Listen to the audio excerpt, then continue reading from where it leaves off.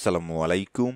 Champions ট্রফির এবারের আসরের পঞ্চম ম্যাচে মুখোমুখি হয়েছিল চিরপ্রতিদ্বন্দ্বী ভারত এবং পাকিস্তান, যেখানে শুরুতে টসে জিতে ব্যাট করার সিদ্ধান্ত নেন পাকিস্তানের অধিনায়ক মোহাম্মদ রিজওয়ান।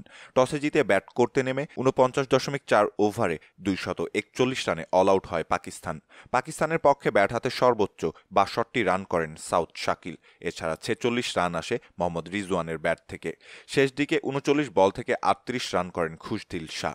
সব মিলিয়ে ৪৯.৪ ওভারে অল আউট হয়ে যায় পাকিস্তান, সংগ্রহ করে ২৪১ রান। ভারতের পক্ষে বল হাতে সর্বোচ্চ ৩ উইকেট শিকার করেন কুলদীপ যাদব। এছাড়া ২টি উইকেট শিকার করেন হার্দিক পান্ডিয়া। ২৪২ রানের জবাবে ব্যাট করতে নেমে উদ্বোধনী জুটিতে ৩১ রান জড়ো করে ফেরেন রোহিত শর্মা। ব্যক্তিগত ২০ রান করে শাহিন শাহ আফ্রিদির বলে বোল্ড হন তিনি। এরপর শুভমান গিল এবং বিরাট কোহলি মিলে ভারতকে এগিয়ে নিয়ে যান ১০০ রান পর্যন্ত। ভারতের দলীয় ১০০ রানে ব্যক্তিগত ৪৬ রান করে আউট হন শুভমান গিল আবরার আহমেদের শিকার হয়ে। এরপর ১১৪ রানের জুটি গড়ে ভারতের জয় প্রায় নিশ্চিত করে আউট হন শ্রেয়াস আইয়ার। ৬৭ বল থেকে ৫৬ রানের চকচকে এক ইনিংস খেলে ভারতের দলীয় ২১৪ রানে আউট হন তিনি। শেষ ৪৮ বলে জয়ের জন্য ভারতের প্রয়োজন ছিল ৪ রান।